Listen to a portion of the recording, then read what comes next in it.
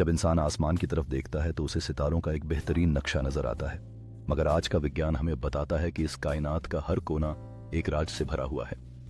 आइए हम विज्ञान और पैगाम्बरी हिकमत के दरमियान एक रूहानी सफर शुरू करते हैं। इस सफर में हम उन पुरानी किताबों और ज्ञान का सामना करेंगे जो हमें कायनात के गहरे राज बताती हैं।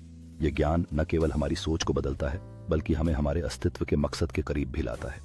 जब हम इस कायनात की गहराइयों में झांकते हैं तो हमें समझ में आता है कि हर तारा, हर ग्रह और हर आंकड़ा एक अद्भुत कहानी कहता है।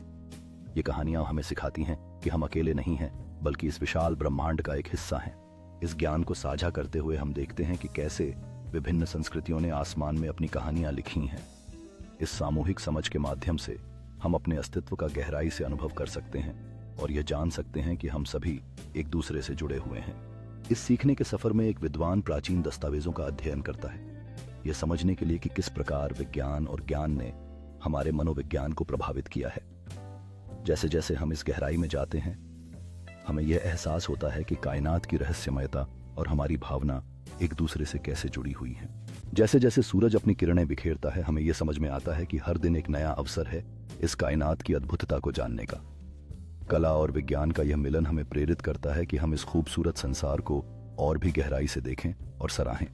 जब एक बच्चा आसमान की तरफ उंगली उठाता है तो यह हमें याद दिलाता है कि जिज्ञासा और खोज की भावना कभी खत्म नहीं होती।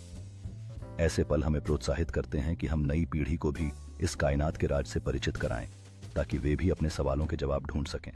जब हम मिल्की वे की असीम चमक को देखते हैं तो यह हमारी सोच को अनंत संभावनाओं की ओर ले जाता है।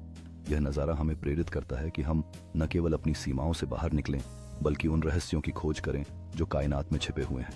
जब एक महान धूमकेतु आसमान में अपनी रोशनी बिखेरता है तो यह हमें याद दिलाता है कि जीवन की राह में अनपेक्षित मोड़ और मौके भी आते हैं। ये प्राचीन कलाकृतियां हमें यह सिखाती हैं कि मानवता ने हमेशा से अपने आसपास की कायनात से संवाद किया है और उसके रहस्यों को समझने की कोशिश की है।